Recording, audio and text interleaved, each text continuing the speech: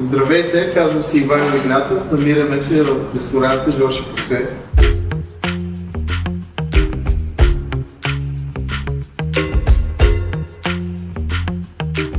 Жорж и Хосе, името идва от улицата, на която се намираме, Георги Сава Раковски. Това е Жорж, а Хосе е неговата пресечна екзарх Йосиф по диагонал на централната градска пожарна.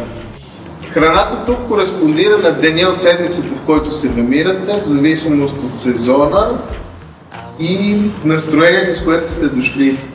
Едно от най-интересните неща, които много малко хора улавят и забелязват в менюто, което правим, е, че всъщност това не е място, което е посветено на пържоли и вино. Напротив, всъщност преобладаващо в нашото меню ястията са много повече вегетариански, а даже има и поне 4, които са открито вегански. Не сме го обявили това, за да не се стресират и обратното, за да не бъдем заклеймени. Моята идея е мястото да е такова, че да може да събира колкото се може повече и различни хора. Еднакво добре е да се чувстват и млади хора, и влюбени двойки, и хора, които откровено са дошли да ударят по една голяма водка с салата на обяд.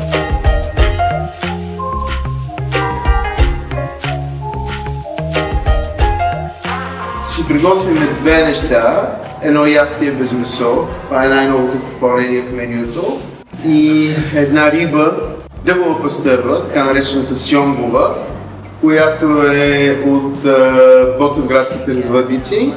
Третото нещо, което ще приготвим, е едно сепко ястие от обедното ни меню, един стър фрай с 5 аромата, броколини и жасминов ориз.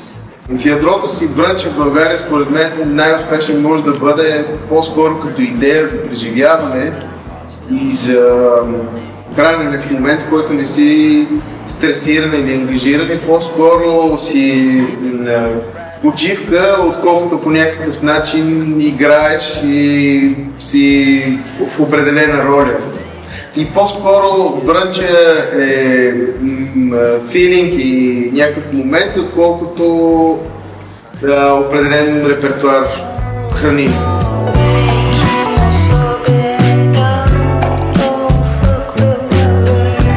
Заповядайте в Жорж и Хосе, на улица Георги Сава Раковски, номер 85, на ъгъла сектор Йосиф.